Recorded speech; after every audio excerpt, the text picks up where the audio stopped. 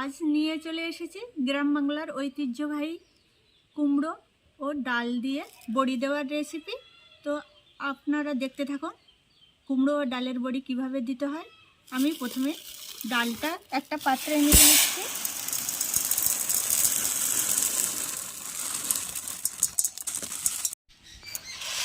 দেখুন এগুলো বিবলির ডাল।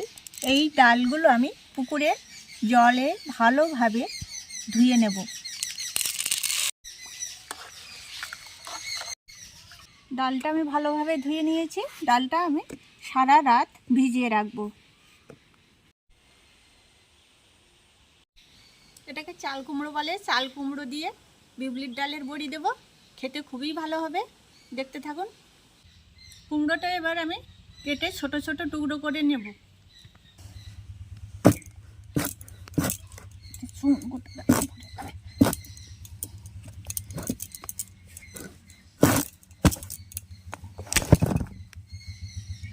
দেখুন এই চাল কুমড়ো গ্রাম বাংলার ঘরে অঘ্রাণ পৌষ মাসে বড়ি দেওয়ার পদ্ধতি চলে। তো গ্রাম বাংলায় আমরা সবাই মা বোনেরা এভাবে বড়ি দিয়ে থাকি।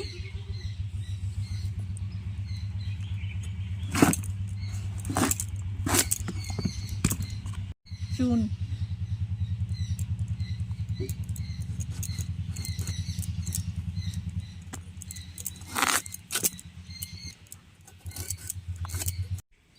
চাল কুমড়োগুলো সব আমি কেটে নিয়েছি। এবারে আমি এগুলো ধুয়ে নেব। চাল কুমড়োটা দেখুন ধুয়ে নিয়ে এসেছি, সাদা ধবধবে। এরকম এই দিয়ে বড়ি দিলে সাদা বড়ি হবে। চাল কুমড়ো পিসগুলো এবারে আমি কুড়ুনিতে কুড়ে নিচ্ছি। এই কুড়ুনিতে করলে খুব সুন্দর হয়, এটাই কুড়ে নিচ্ছি।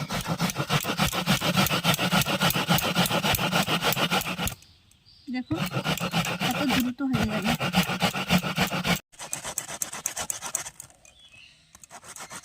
আমার কুমড়ো করা শেষ হয়ে গেছে।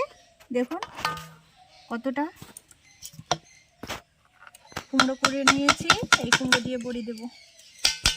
এটা টক ভাব থাকে, তো টক ভাবটা কাটানোর জন্য আমি নেট দিয়ে ছিঁচে জলটা বার করে দেব। দিয়ে পরিষ্কার জল দিয়ে ভালোভাবে ধুয়ে নেব। আমি পুরা কুমড়ো আমি নেটে ঢেলে নিয়ে জল ছাড়া করে নিচ্ছি।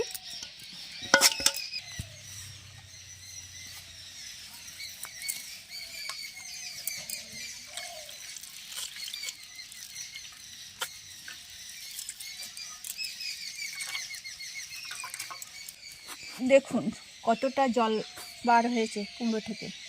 জলটা আমি ফেলে দিচ্ছি। দেখুন কুমড়োটা কেমন হয়েছে। এই যে একটা মণ্ড হয়েছে। দেখুন এটা আমি পরিষ্কার জল দিয়ে ভালোভাবে ধুয়ে নেব। তাহলে কুমড়োর টকটা টোটালি বেরিয়ে যাবে, না হলে বড়িটা একটু টকটক হয়ে যায়।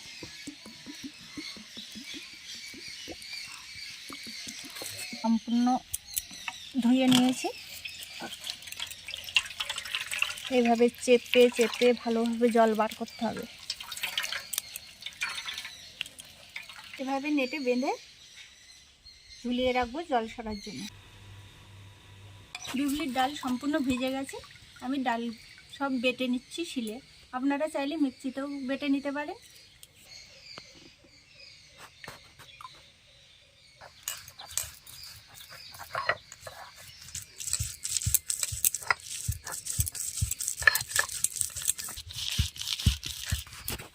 এখন ডাল বাটা হয়ে গেছে। একটু কিছু কিছু ডাল আস্ত থাকলে বড়ি খেতেও ভালো লাগে। তো ডাল বাটা হয়ে গেছে। এরপরে আমি কুমড়ো দিয়ে এই ডাল ঘেঁটে নিয়ে ভালোভাবে ফেনাতে হবে, তারপর বড়ি দিতে হবে। এটা আমার বাটা হয়ে গেছে। এইভাবে সমস্ত ডালগুলো আমি বেটে নেব। ডাল বাটা আমার সম্পূর্ণ হয়ে গেছে। এবারে ডালের সঙ্গে অল্প অল্প করে আমি কুমড়োটা বেটে নেব। তো ডাল নিয়ে নিচ্ছি। দেখুন তো ডাল নিয়ে নিচ্ছি। এই ডালটা নিতে হবে বেশি পরিমাণে। আর এইরকম ছোট ছোট কুমড়োর লেচি করে কেটে নিয়েছি কুমড়োটা। তো এই কুমড়োর দলা দিয়ে আমি ডালটা এভাবে বেটে নেব।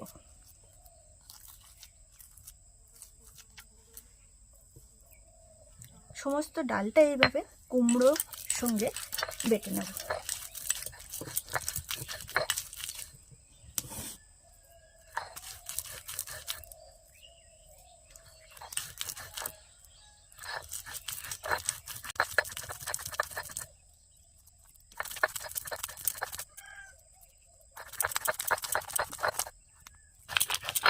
আপনারা চাইলে মিক্সিতেও কুমড়ো ডাল মেশাতে পারেন। দেখুন সমস্ত ডালগুলোই আমার কুমড়ো মেশানো হয়ে গেছে। একটু লবণ দিয়ে দেব, লবণ দিলে স্বাদটা একটু ভালো লাগবে।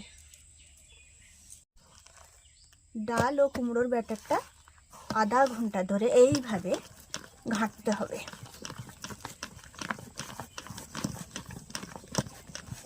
ঘাঁটবেন ততই এটা হালকা হয়ে আসবে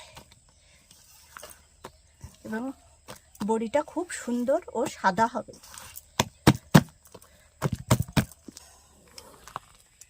কত হালকা হয়ে গেছে দেখুন, সাদা ধবধবে এবং বাতাসার মতো হবে বড়ি।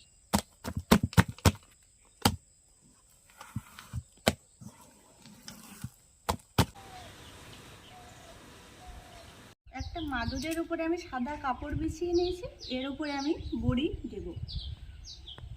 ব্যাটারটা রেডি হয়েছে কিনা আমি একটু দেখার জন্য একটা পরীক্ষা করে নিচ্ছি। একটা বাটিতে জল নিয়ে নিচ্ছি।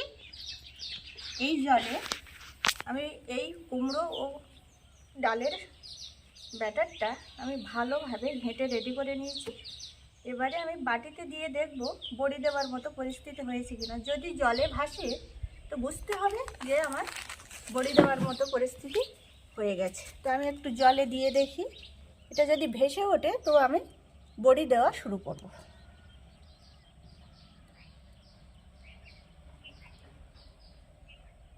দেখুন এটা জলে দিয়েছি, জলে ভাসছে, তো তাহলে ব্যাটারটা বুঝতে হবে আমার বড়ি দেওয়ার মতো পরিস্থিতি হয়ে গেছে এবং ব্যাটারটা সম্পূর্ণ রেডি হয়ে গেছে। এবার আমি বড়ি দেওয়া শুরু করব। আমি হাতে এরকম একটা ডো নিয়ে নিয়েছি। এবারে আমি কাপড়ে, সাদা কাপড়ে বড়ি কাটছি।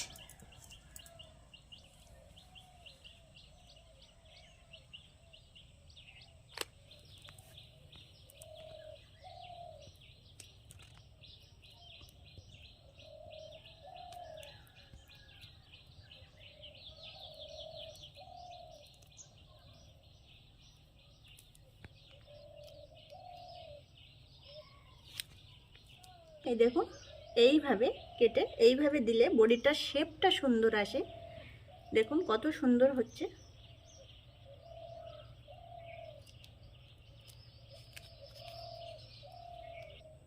চড়া রৌদ্রে বড়িটা দিতে হবে, মেঘলা ওয়েদারে বড়ি দিলে বড়ি খারাপ হয়ে যায়। শীতের শুরুতে মিষ্টি রোদে বড়ি দেওয়ার আনন্দটাই আলাদা।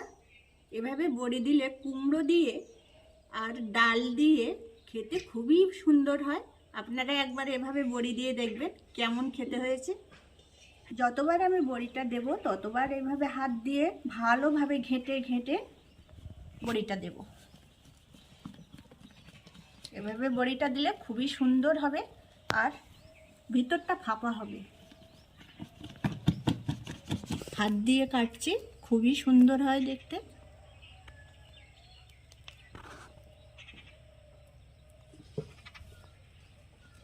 সবজি দিয়ে খেতে খুবই ভালো হয়, নিরামিষ তরকারিতেও বড়ি দিয়ে খেতে খুবই ভালো হয়।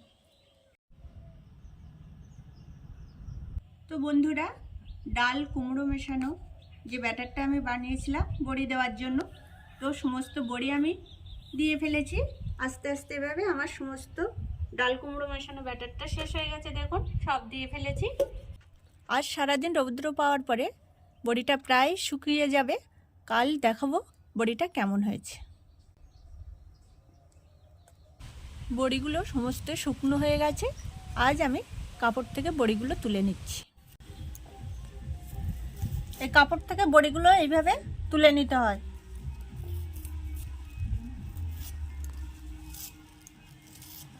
বড়িগুলো দেখুন কত সুন্দর হয়েছে।